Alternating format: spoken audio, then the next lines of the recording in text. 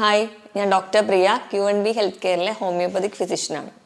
ഒരു വ്യക്തിയുടെ ഏറ്റവും വലിയ സമ്പാദ്യം എന്ന് പറയുന്നത് ആരോഗ്യമാണ്. ആരോഗ്യം നശിച്ചു കഴിഞ്ഞാൽ മറ്റെന്തുണ്ടായിട്ടും യാതൊരു പ്രയോജനവുമില്ല.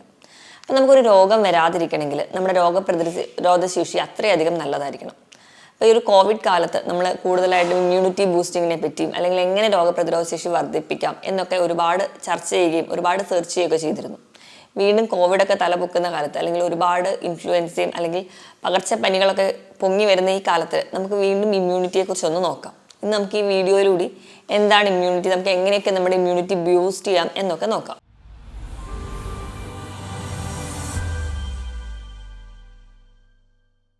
അതിന് എന്താണ് ഇമ്മ്യൂണിറ്റി? നമ്മുടെ ശരീരത്തിന് ഒരു രോഗത്തെ തടയാനുള്ള കഴിവിനെയാണ് നമ്മൾ ഇമ്മ്യൂണിറ്റി എന്ന് പറയുക. അത് പ്രധാനമായിട്ടും രണ്ടായിട്ട് ഡിവൈഡ് ചെയ്തിട്ടുണ്ട്: നാച്ചുറൽ ഇമ്മ്യൂണിറ്റിയും അക്വയർഡ് ഇമ്മ്യൂണിറ്റിയും. നാച്ചുറൽ ഇമ്മ്യൂണിറ്റി എന്ന് പറയുമ്പോൾ ഒരു കുഞ്ഞ് ജനിക്കുമ്പോൾ തന്നെ അതിന് കിട്ടുന്നതാണ്. ആ സമയത്ത് നമുക്കറിയാം രോഗപ്രതിരോധ ശേഷി വളരെ കുറവാണ്. അതുകൊണ്ട് തന്നെയാണ് കുഞ്ഞ് ജനിക്കുന്ന സമയത്ത് തന്നെ എന്തെങ്കിലും അസുഖമുള്ളവരൊക്കെയാണെങ്കിൽ കുഞ്ഞിനെ എടുക്കാതിരിക്കുക, കഴിവതും കുഞ്ഞിൻ്റെ അടുത്ത് പോകാതിരിക്കുക എന്നൊക്കെ പറയുന്നത്.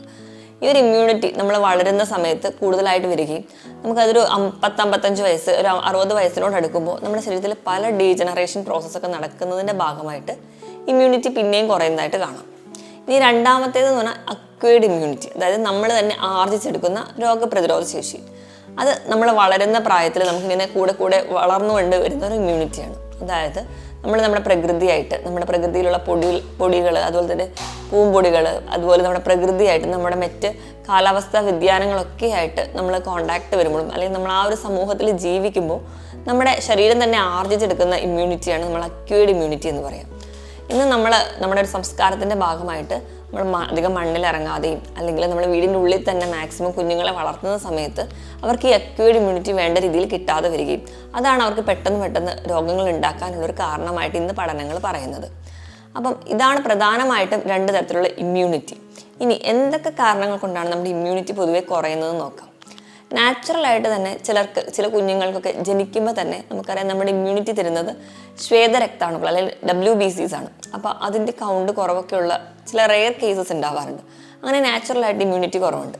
ഇതല്ലാതെ നമുക്ക് ചില രോഗങ്ങൾ വരുമ്പോൾ എയ്ഡ്സ്, ക്യാൻസർ പോലെയുള്ള രോഗങ്ങളൊക്കെ നമ്മളെ പിടിപെടുകയാണെങ്കിൽ നമുക്ക് ഇമ്മ്യൂണിറ്റി കുറയും. ഇതല്ലാതെ തന്നെ ചില മരുന്നുകൾ, ഇപ്പോൾ കിഡ്നി രോഗങ്ങൾക്കോ അല്ലെങ്കിൽ ഡയാലിസിസ് കേസസോ അല്ലെങ്കിൽ മറ്റു മെഡിസിൻസ് ഒക്കെ കഴിക്കുന്നതിൻ്റെ ഭാഗമായിട്ട് രോഗപ്രതിരോധ ശേഷി കുറയുന്നതായിട്ട് കാണും. ഇത് കൂടാതെ നമ്മുടെ ഭക്ഷണ രീതിയിൽ വേണ്ടത്ര നമുക്ക് ഇലക്കറികളോ അല്ലെങ്കിൽ പച്ചക്കറികൾ, പഴവർഗ്ഗങ്ങൾ, പ്രോട്ടീൻസ് ഒന്നും കഴിക്കുന്നില്ലെങ്കിൽ പൊതുവെ നമുക്കറിയാം നമ്മുടെ രോഗപ്രതിരോധ ശേഷി കുറയും. ഇതല്ലാതെ തന്നെ നമുക്ക് നമ്മുടെ പ്രായം ചെല്ലുമ്പോൾ നമ്മുടെ ശരീരത്തിൽ ഉണ്ടാവുന്ന ചില കോശങ്ങളുടെ നശീകരണവും മറ്റ് ഡീജനറേഷൻ പ്രോസസ്സ് കാരണവും നമുക്ക് രോഗപ്രതിരോധ ശേഷി കുറയുന്നതായിട്ട് കാണാം. ഇതല്ലാതെ നമ്മുടെ ജീവിതശൈലികൾ കൊണ്ടും നമ്മൾ കൃത്യമായിട്ടൊരു വ്യായാമമൊന്നുമില്ല, കൃത്യമായ ഒരു ചിട്ടയായ രീതികളൊന്നും അല്ല നമ്മുടെ ജീവിതത്തിലെങ്കിൽ നമ്മുടെ രോഗപ്രതിരോധ ശേഷി കുറയുന്നതായിട്ട് കാണാം. അതോടൊപ്പം തന്നെ പ്രത്യേകിച്ച് മെൻ്റൽ സ്ട്രെസ്സോ ടെൻഷനോ ഒക്കെ ഉള്ളവരാണെങ്കിൽ ഇങ്ങനെ ഒരു സ്ട്രെസ്സും ടെൻഷനും ഒക്കെ നമ്മുടെ ഇമ്മ്യൂണിറ്റിനെ ഡിപ്പെൻഡ് ചെയ്യുന്നതായിട്ട് കാണും. ഇതൊക്കെയാണ് പ്രധാനമായിട്ടും ഒരു രോഗപ്രതിരോധ ശേഷി കുറയാനുള്ള ഒരു കാരണങ്ങളായിട്ട് പറയുന്നത്. ഇനി നമുക്ക് ഇമ്മ്യൂണിറ്റി കുറയ്ക്കുന്ന ചില ദുശ്ശീലങ്ങൾ എന്തൊക്കെയാണെന്ന് നോക്കാം. ഒന്നാമത്തേത് ഉറക്കക്കുറവ്. നമ്മൾ ഉറങ്ങുന്ന സമയത്താണ് നമ്മുടെ ശരീരത്തിൽ സൈറ്റോകൈൻസ് ഒക്കെ റിലീസ് ചെയ്യുക. ഈ സൈറ്റോകൈൻസിൻ്റെ ഒരു സഹായത്തോടെയാണ് നമ്മുടെ ശരീരത്തിൽ ഉണ്ടാകുന്ന പല സ്ട്രെസ്സോ അല്ലെങ്കിൽ പല ഇൻഫ്ലമേഷൻസോ അല്ലെങ്കിൽ ചില കോശങ്ങൾക്ക് ഉണ്ടാകുന്ന നീർക്കെട്ടുകളൊക്കെ കുറയാൻ സഹായിക്കുന്നത്. അപ്പോൾ നമ്മൾ വേണ്ടത്ര ഉറക്കമൊന്നും ഇല്ലെങ്കിൽ ഈ സൈറ്റോകൈൻസിൻ്റെ ഉൽപ്പാദനം കുറയുകയും അത് നമ്മുടെ ഇമ്മ്യൂണിറ്റി കുറയുന്നതായിട്ട് കാണും. ശരാശരി ഒരു വ്യക്തി ഉറങ്ങേണ്ടത് ഒരു 7 മുതൽ 8 മണിക്കൂർ വരെയാണ്. അത് പ്രായം അനുസരിച്ച് ചെറിയ വേരിയേഷൻസ് ഒക്കെ ഉണ്ടാവും. നല്ലൊരു ഉറക്കം കിട്ടുകയാണെങ്കിൽ തന്നെ ഒരു പരിധി വരെ നമുക്ക് ഇമ്മ്യൂണിറ്റി ബൂസ്റ്റ് ചെയ്യുന്നതായി കാണാം. രണ്ടാമതായിട്ട് പറയുകയാണെങ്കിൽ നമ്മുടെ ഭക്ഷണ രീതിയാണ്. ഇന്നത്തെ ഒരു ഭക്ഷണ രീതിയിൽ അമിതമായിട്ട് ജങ്ക് ഫുഡുകൾ കഴിക്കുക, അമിതമായിട്ട് മധുരം കഴിക്കുക, ഉപ്പ്, അതുപോലെ മസാലകൾ, ഇതൊക്കെ കൂടുതലായിട്ട് ചെല്ലുമ്പോൾ നമ്മുടെ ശരീരത്തിൽ പെട്ടെന്ന് തന്നെ ചില സ്ട്രെസ്സുകൾ ഉണ്ടാക്കുകയും അത് കാരണം കോശങ്ങൾക്ക് നീർക്കെട്ട് ഉണ്ടാവുകയും ചെയ്യും. ഈ നീർക്കെട്ട് ഉണ്ടാവുന്നതിൻ്റെ ഭാഗമായിട്ട് നമുക്ക് പല രോഗങ്ങൾ പെട്ടെന്ന് പിടിപെടുകയും നമ്മുടെ രോഗപ്രതിരോധ ശേഷി കുറയുന്നതായിട്ട് കാണാം. അതുപോലെ നമ്മൾ മധുരമൊക്കെ അമിതമായിട്ട് കഴിക്കുകയാണെങ്കിൽ ഇപ്പോൾ നമുക്കറിയാം നമ്മൾ കഴിക്കുമ്പോൾ ഏറ്റവും കൂടുതൽ രോഗപ്രതിരോധ ശേഷിക്ക് വേണ്ടി നമ്മൾ കഴിക്കുന്നതെന്ന് പറഞ്ഞാൽ വൈറ്റമിൻ സി അടങ്ങിയ ഭക്ഷണങ്ങളാണ്. അപ്പോൾ വൈറ്റമിൻ സി അടങ്ങിയ ഭക്ഷണങ്ങൾ എന്ന് പറയുമ്പോൾ ഓറഞ്ച്, നാരങ്ങ, നെല്ലിക്ക ഇവയൊക്കെ വൈറ്റമിൻ സി അടങ്ങിയതാണ്. ഈ ചെറിയ പുളിയുള്ള ഫ്രൂട്ട്സൊക്കെ വൈറ്റമിൻ സി വിഭാഗത്തിൽ പെടുന്നതാണ്.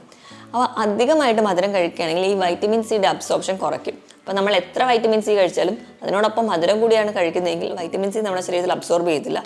അതുകൊണ്ട് തന്നെ നമ്മുടെ രോഗപ്രതിരോധ ശേഷി കുറയാൻ ചാൻസ് ഉണ്ട്.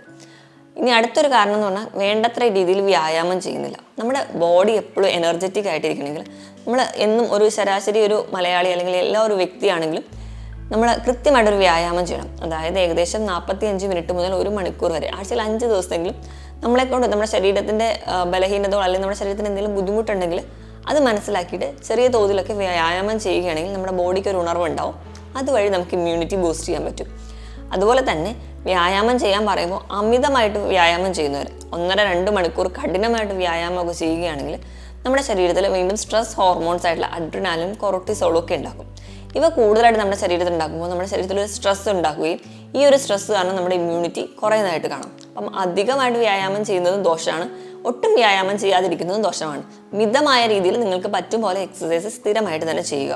അതുപോലെ കൃത്യമായിട്ട് വെള്ളം കുടിക്കുക. നമ്മുടെ ശരീരത്തിൻ്റെ ബോഡി വെയിറ്റിനനുസരിച്ച് കൃത്യമായി വെള്ളം കുടിക്കുകയാണെങ്കിൽ നമ്മുടെ ശരീരത്തിൽ ഉണ്ടാകുന്ന ടോക്സിൻസ് ഒക്കെ ഒരു പരിധി വരെ പുറന്തള്ളാൻ പറ്റും. അങ്ങനെയാണെങ്കിൽ തന്നെ നമുക്കൊരു ഇമ്മ്യൂണിറ്റി നമ്മുടെ ബോഡി തന്നെ ബിൽഡ് ചെയ്യും. അപ്പം അങ്ങനെ ഒരു കാര്യം കൂടി നിങ്ങൾ ശ്രദ്ധിക്കുക. ഇനി പറയാനുള്ളൊരു കാരണം എന്നുണ്ടെങ്കിൽ നമുക്ക് പ്രത്യേകിച്ച് എന്തെങ്കിലും മെൻ്റൽ സ്ട്രെസ്സോ ടെൻഷനോ ഒക്കെ ഉള്ളവരാണെങ്കിൽ നമുക്ക് ഈ കോർട്ടിസോൾ, അഡ്രിനാലിൻ പോലെയുള്ള ഹോർമോൺസ് ഒരുപാട് ഉൽപ്പാദിപ്പിക്കുകയും ഇവയുടെ ഉൽപ്പാദനം കൂടുമ്പോൾ നമ്മുടെ ശരീരത്തിൽ ഉണ്ടാകുന്ന വീണ്ടും ഒരു സ്ട്രെസ്സ് തന്നെയാണ്. ഈ ഒരു സ്ട്രെസ്സ് നമുക്ക് വീണ്ടും ഒരു ഇമ്മ്യൂണിറ്റി കുറയുന്നതായിട്ട് കാണും. അപ്പോൾ ഇങ്ങനെ സ്ട്രെസ്സോ ടെൻഷനോ ഒക്കെ ഉള്ളവരാണെങ്കിൽ നിങ്ങളെല്ലാം യോഗ, മെഡിറ്റേഷൻസ് അങ്ങനെ എന്തെങ്കിലും ഒന്ന് ശീലിക്കുകയാണെങ്കിൽ ഒരു പരിധി വരെ നമുക്ക് സ്ട്രെസ് കുറയ്ക്കാം. അതുവഴി നമുക്ക് ഇമ്മ്യൂണിറ്റി ബൂസ്റ്റ് ചെയ്യുന്നതായിട്ട് കാണാം. ഇതോടൊപ്പം തന്നെ പുകവലി, മദ്യപാനം പോലെയുള്ള ശീലം ഉള്ളവർക്കും നമുക്ക് ഇമ്മ്യൂണിറ്റി കുറവായിട്ട് കാണാം. അപ്പം മദ്യപാനം പോലെയുള്ള ശീലങ്ങൾ ഉള്ളവെങ്കിൽ അത് നമ്മുടെ കരളിനെ പെട്ടെന്ന് തന്നെ ബാധിക്കുകയും നമ്മുടെ കരളിലാണ് പല വൈറ്റമിൻസും സ്റ്റോർ ചെയ്യുന്നത്.